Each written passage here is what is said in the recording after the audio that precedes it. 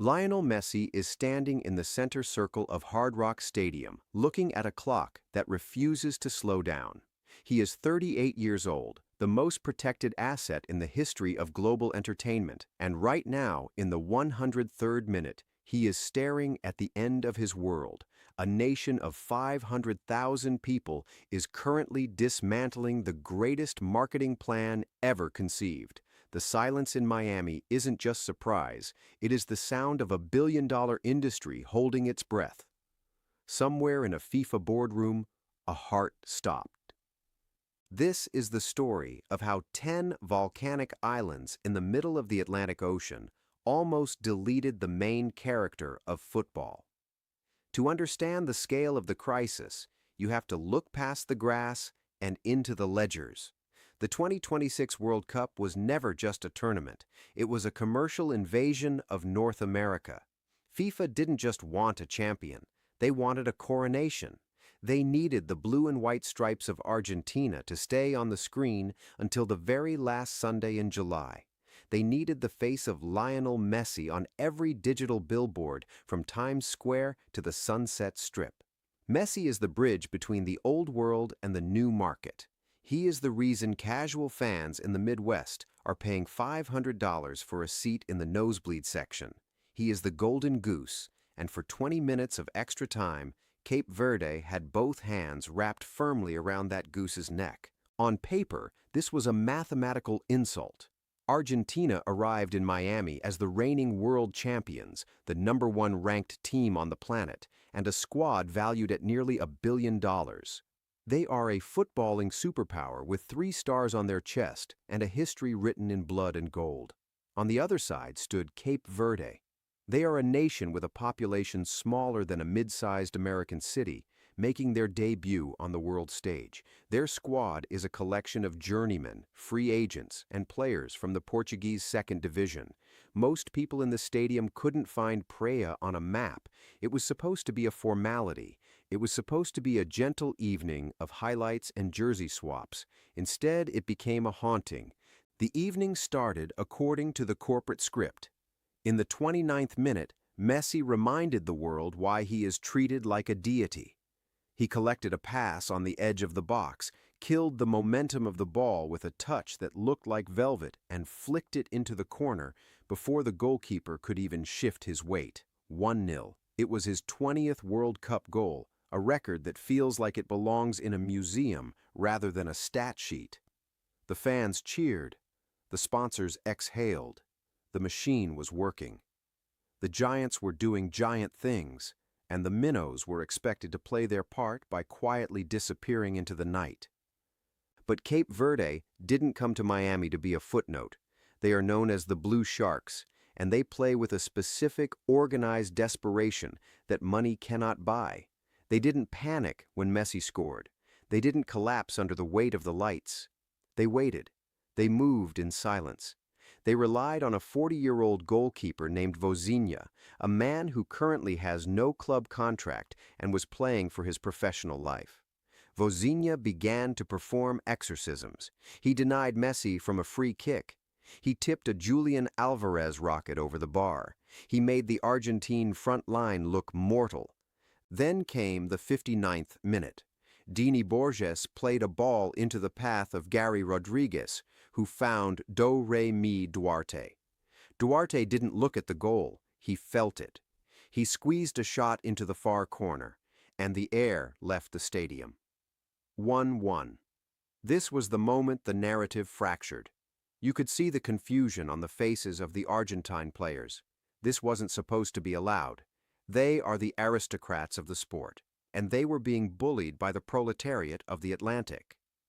The nerves didn't just arrive, they moved in and changed the locks. For the next 30 minutes, the world's best team played like they were wearing lead boots. The Miami humidity became a physical weight. The pressure of being the tournament's centerpiece began to crush them. When the 90 minutes ended, the score remained level. Extra time. This is where FIFA's nightmare stopped being a hypothetical and started reading like a headline typed in real time. If Argentina fell here, the 2026 World Cup would lose its heartbeat before the quarterfinals even began. The marketing apocalypse was 17 minutes away. Argentina thought they had escaped the shadow in the 93rd minute.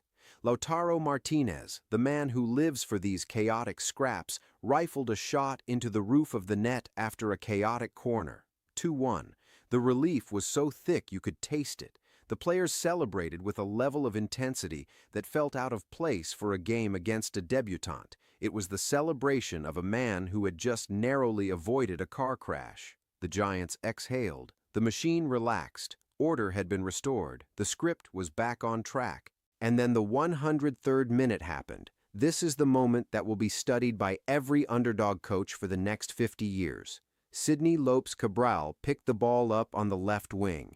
He had no right to be there, and he certainly had no right to do what he did next. He cut inside, ignored the three defenders closing him down, and curled a right-footed shot into the top corner. It was a goal of such geometric perfection that it felt like a glitch in the simulation. 2-2, level again. Sit with that for a second. A nation of 500,000 people, in their first ever World Cup, had drawn level with the world champions for the second time in a single night. They were 17 minutes away from a penalty shootout. In a shootout, the rankings don't matter. The trophies don't matter. The bank accounts don't matter. A shootout is a coin flip in the dark, and Cape Verde was holding the coin.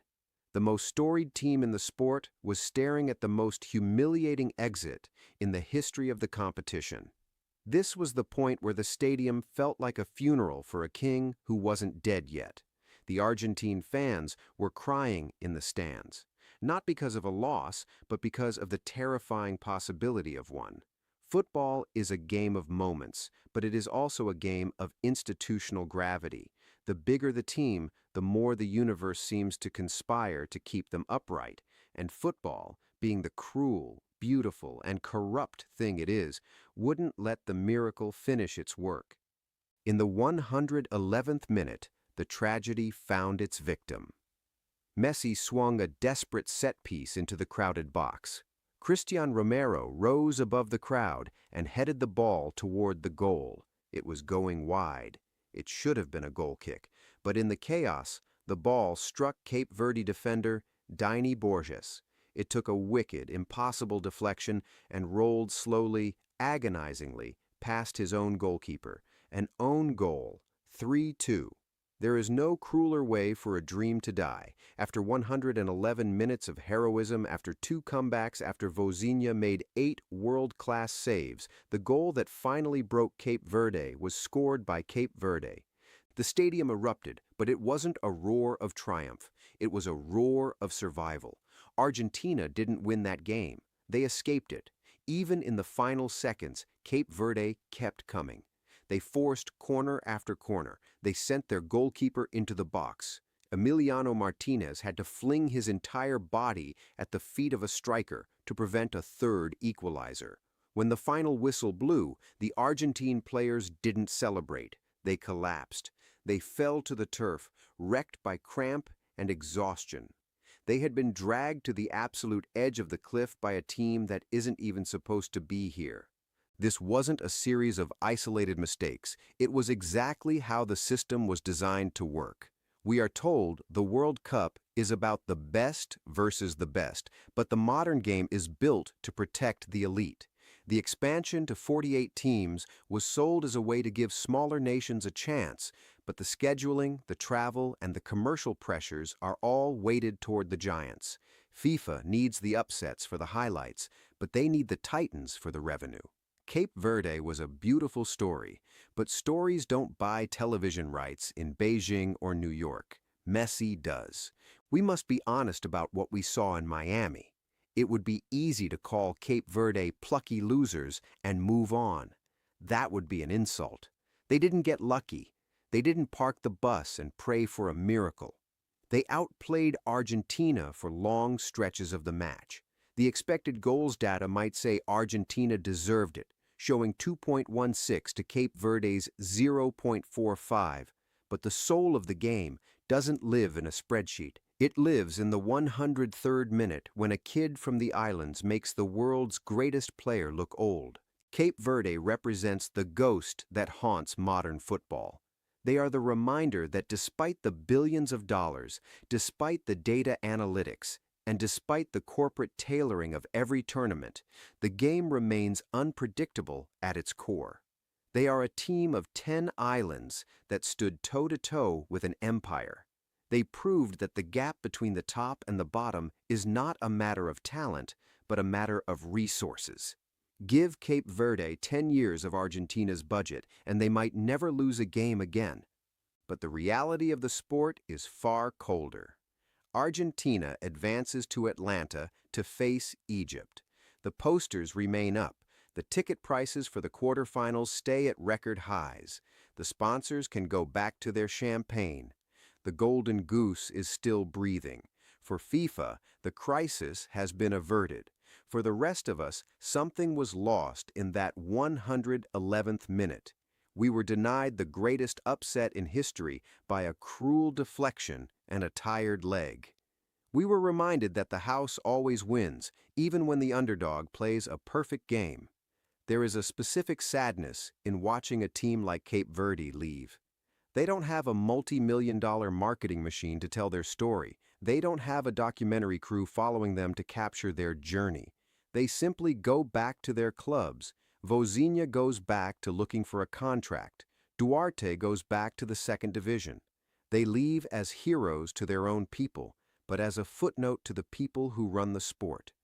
Yet, for one night in Miami, the footnote was the only thing that mattered. For 20 minutes, the entire world of football was centered on 10 small islands. They reminded us that Argentina is not invincible. They reminded us that Messi is human. And they reminded FIFA that no matter how much you rig the deck, someone can still come along and flip the table. They showed their identity. They showed their heart. And they showed that the distance between a miracle and a tragedy is often just the width of a defender's shin. The Argentine players walked off the pitch with their heads down, knowing they had been lucky. The Cape Verde players walked off with tears in their eyes, knowing they had been better than their fate. The lights at Hard Rock Stadium eventually went out, and the private jets waited on the tarmac to whisk the champions to their next five-star hotel. The Blue Sharks walked toward a commercial gate at the airport, carrying no trophies, only the knowledge that for a few brief moments, they owned the soul of the game.